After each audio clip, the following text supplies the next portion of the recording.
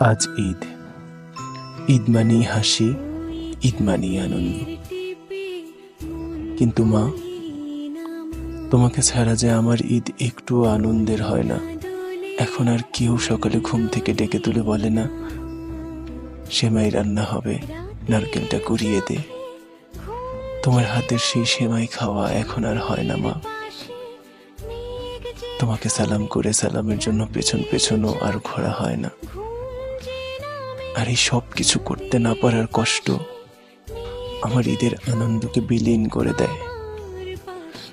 আমার মনে হয় এই কষ্ট দুনিয়ার সব থেকে বড় কষ্ট মা।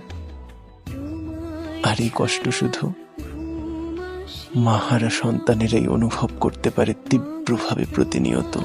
মাগো, যেখানেই থাকো অনেক ভালো থেকো। ঈদ মোবারক মা।